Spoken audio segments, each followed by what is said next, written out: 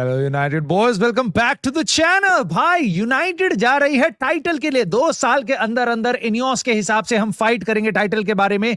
मेरे थॉट्स उस पे क्या हैं, क्या एक्चुअल है, क्या रियलिटी है, उसके बारे में बात करेंगे। साथ ही साथ मिडफील्ड से रिलेटेड इतनी सारी अपडेट आई हैं लॉरी विटवेल के थ्रू, जिसमें बलेबा के बारे में बात है, एंडरसन, टोनाली, शुआमिनी, इन सब के बारे में बात है। भाई एडरसन, उसके बियॉन्ड भाई कोबी मेनू की सैलरी क्या है, उसका एक्चुअल सच, क्यों सनेसी के लिए हम नहीं जा पा रहे हैं फ्री एजेंट रहते हुए भी, और बहुत कुछ और होगा इस वीडियो में जो हम बात करेंगे। एक ऐसी डील जो लिवरपूल यूनाइटेड के सामने से एक मिडफील्डर लेके जा सकती है।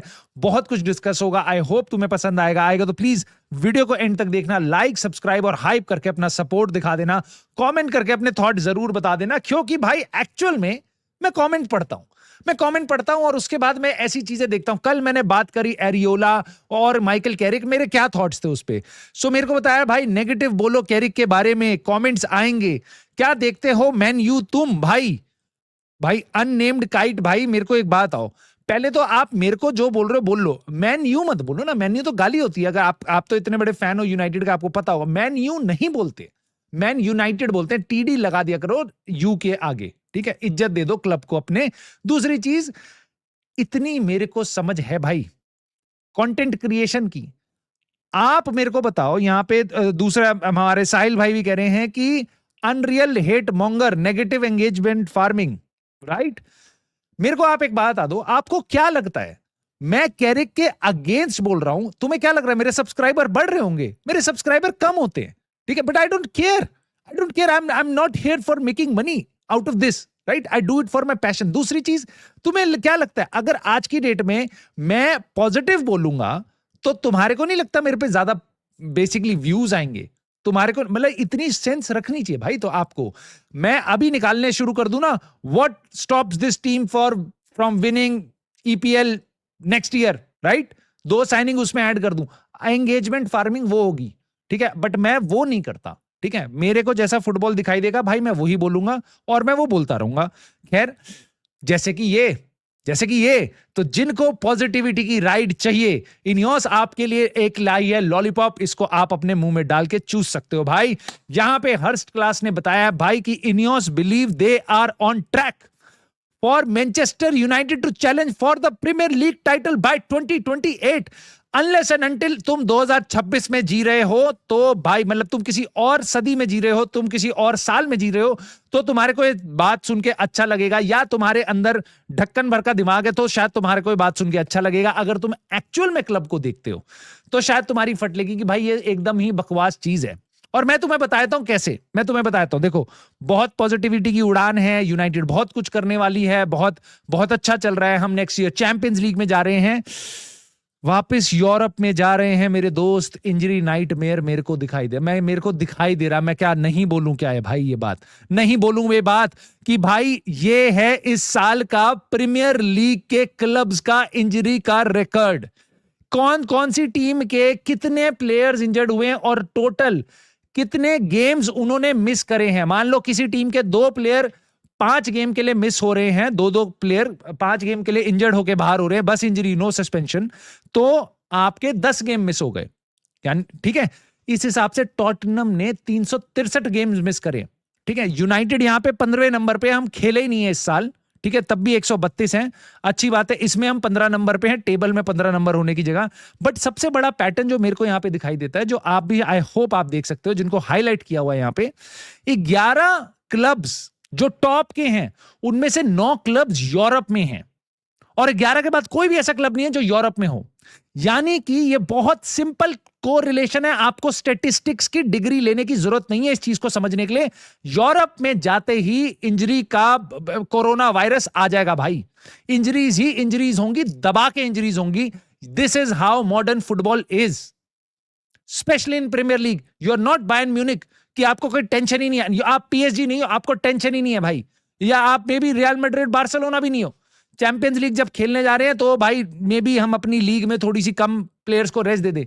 ये ईपीएल है भाई, यहां टीम्स कच्चा चबा जाएंगी, 18वें नंबर की टीम भी। सो इंजरीज ईपीएल की टीम्स को होंगी, हमारा स्क्वाड बहुत बड़ा होना चाहिए। सो हम एक स्टेप लेंगे, 2 स्टेप पीछे जाएंगे अगर हमने ढंग से काम नहीं किया तो।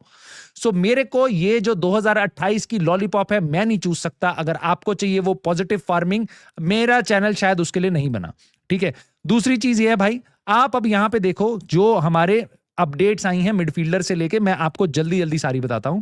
लॉरी विटवेल ने एक शो पे गए थे, उन्होंने बताया है, लॉरी विटवेल जिनको नहीं पता भाई एथलेटिक के लिए काम करते हैं और यूनाइटेड के अंदर की खबरें इनको बहुत पता होती है। इन्होंने कोबी मेनू के सैलरी वगैरह के बारे में भी कुछ बताया जिसको हम कवर करेंगे। सो नॉटिंघम फॉरेस्ट 125 मिलियन पाउंड तक की बात चल रही है। वो कह रहे हैं कि देखो ये यूनाइटेड के साथ नहीं होगा, यूनाइटेड ये डील नहीं करेगी, इतना महंगा ये हम ऊपर नहीं जाएंगे।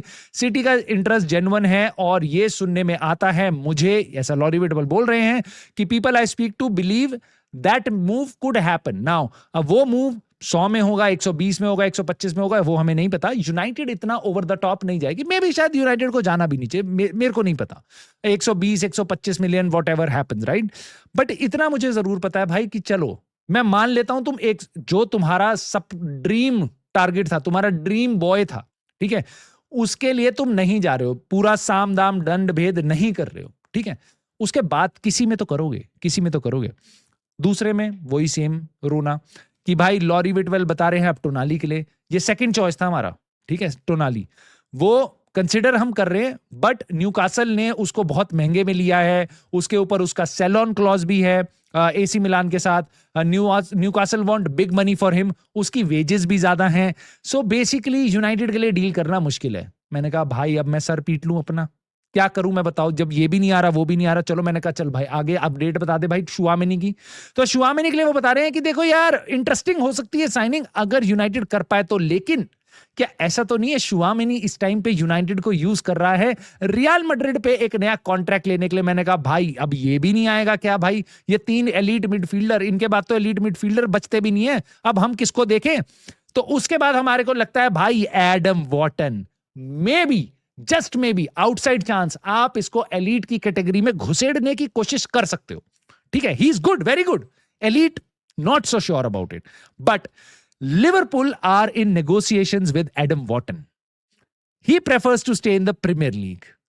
What do you think is happening here? What do you think is happening? Now, source इसका मटाया मरेटो है, not the most reliable, but I do not think so भाई। चेल्सी लिवरपूल ये सब बैठी रहेंगी। अगर आप जो सबसे महंगे उनके लिए नहीं जाओगे, उसके बाद वाले उनके लिए नहीं जाओगे, तो भाई दूसरी टीम्स तो बिजनेस करेंगी ना यार। एडम वॉटन अब लिवरपूल से लिंक हो रहा है, एडम वॉटन की खबरें अब तेज हो जाएंगी, लिवरपूल अपना जादू चलाना शुरू करेगी, चेल्सी उधर से उठ के आएगी जैसी थोड़ा सा सेटल होगी, आर्सेनल वो भी खाली हाथ नहीं बैठेंगे भाई। सो हम खाली बैठे हैं, हम पे कोई कंपटीशन नहीं है करने को, ठीक है। जेसन विल्कॉक्स इस टाइम पे कर क्या रहा है, shouldn't we be going for the players.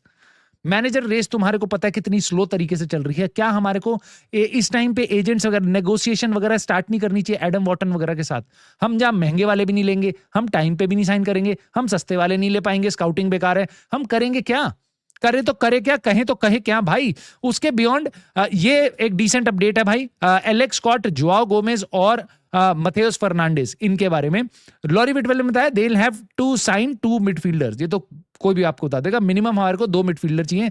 Fabrizio Romano बार बार आकर बता चुका है, उगारते भी जाने वाला है, हमारे को मिनिमम 3 मिडफील्डर चाहिए क्योंकि बस एक कोबी मेनू बचता है हमारा midfielder. These could be secondary to the main target। ये सुन के मेरे को अच्छा लगा, secondary is the keyword।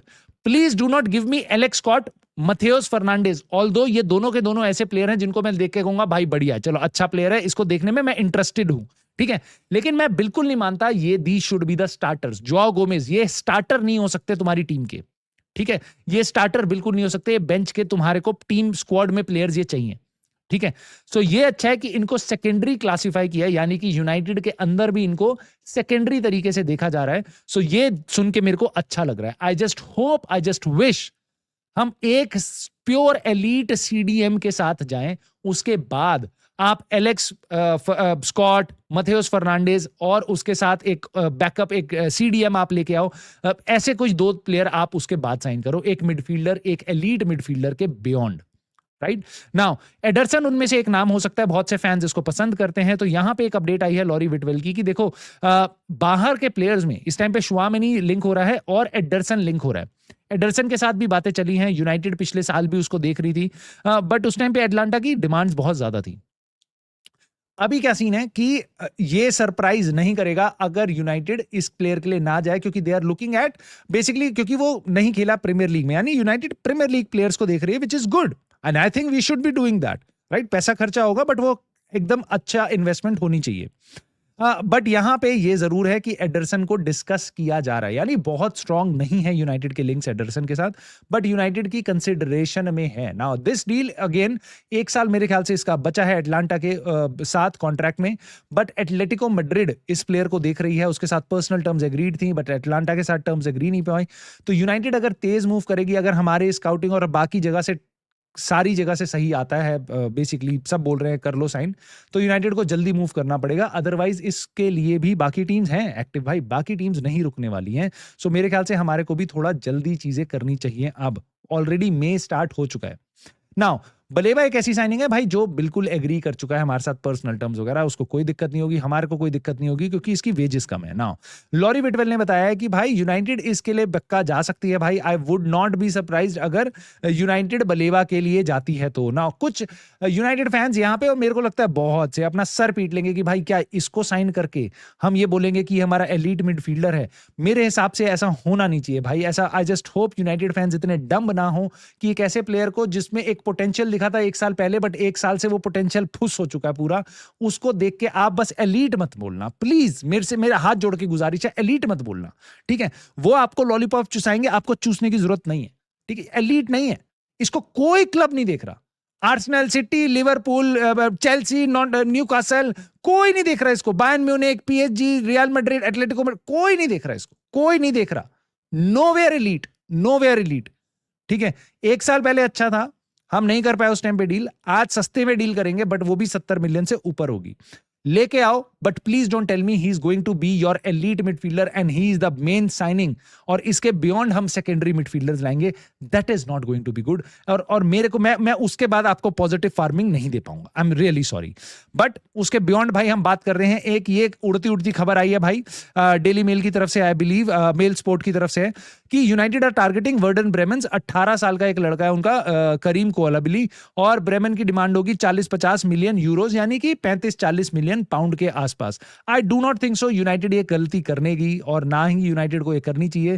पहली चीज, बुंडेसलीगा का मिडफील्डर है, दूसरी चीज मुझे नहीं पता है कितना अच्छा प्लेयर है, बट इसको टाइम लगेगा, 18 साल का है, और तीसरी चीज, क्यों उसके लिए हम 35-40 मिलियन दे जब हमारे को वुल्व्स से जुआओ गोमेज मिल जाएगा भाई 35-40 में, व्हाई नॉट, राइट? सो हमारे को इस टाइम पे एक्सपीरियंस प्लेयर्स की जरूरत है जो प्रीमियर लीग के लिए फिट हो पाए। मुझे नहीं पता भाई ये प्लेयर आएगा उसके बाद ये रह भी पाएगा, फिटनेस के इश्यूज होंगे, अडेप्टेबिलिटी के इश्यूज होंगे, तो जो भी हमारा मैनेजर है अगले सीजन भाई उसको सैक करवाना है क्या 3 महीने के अंदर अंदर?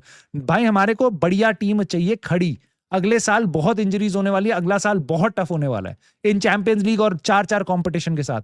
सो आई थिंक हमारे को अपनी एक्सपेक्टेशंस उस हिसाब से रखनी चाहिए और डिमांड उस हिसाब से हमारे को अपने दिमाग में बनानी चाहिए। नाउ लॉरी विटवेल ने कोबी मेनू की सैलरी के बारे में बताया है कि देखो it is mid 1 lakh pound के आसपास, 1,30,000 से 40 तक हो जाएगी उसको एड ऑन्स वगैरह मिला के, यानी कि इंसेंटिव्स वगैरह या बोनस वगैरह मैं मान के चल रहा हूँ, ये ऐसी चीजें। सो मान लो आपको 1,20,000 के आसपास इसकी सैलरी है वैसे, और प्लस थोड़े बहुत इंसेंटिव है, विच इज फेयर इनफ। मेरी ऊपर से क्या रहा है भाई इस चीज में, यही है कि भाई इट्स ओके, गुड है, प्लेयर को हमें बड़ा कॉन्ट्रैक्ट देना था, हमने वो कर लिया। I don't honestly to care too much कि हम उसको 1.5 लाख दे रहे हैं या 1 लाख दे रहे हैं, as long as the player is performing, और right now the player is performing, ठीक है? एटलीस्ट लास्ट 2 मैचेस में मेरे को प्लेयर काफी अच्छा दिखा है, सो मैं बिल्कुल इस टाइम पे ओके हूं। आई जस्ट होप वो बस कीप इंप्रूव करता रहे, इसको ज्यादा पेड़ चने के झाड़ पे ना चढ़ाया जाए, और उसके बाद बस इसको बैक किया जाए। जब इसके स्टिंकर आएंगे, जब ये बेकार खेलेगा, तब हमारे को कोबी मेनू को सपोर्ट करना है, इस टाइम पे ज्यादा सपोर्ट करने की जरूरत नहीं है, ठीक है? इस टाइम पे पूरी दुनिया इसकी वाहवाही कर रही है। खैर, ये मेरे को डील बड़ी इंटरेस्टिंग लगी, तो मैंने कहा भाई तुम्हारे सामने लेके आऊं। लॉरी विटवेल ने सेनेसी के बारे में भी बोला, जो लेफ्ट फुटेड बोनमथ का डिफेंडर है, ठीक है? अर्जेंटीना का है, 28 साल का, फ्री एजेंट है। टॉटनहम हॉटस्पर्स ने जाके ऑलरेडी इसके साथ पर्सनल टर्म्स एग्री कर ली है कि अगर टॉटनहम हॉटस्पर्स रुक गई लीग में तो ये जाएगा टॉटनहम हॉटस्पर्स। आप मुझे बता दो यूनाइटेड ऐसी डील क्यों नहीं कर पाई? आप इनियोस को सपोर्ट करते हो, आपको लगता है हम अच्छा कर रहे हैं, आपको लगता है हमें फ्री एजेंट्स भी साइन करने चाहिए, हमें 2 साल में हम प्रीमियर लीग जीत जाएंगे। Please tell me one thing, Why is Laurie Whitwell saying कि भाई this deal is pretty much agreed with Spurs if they stay up?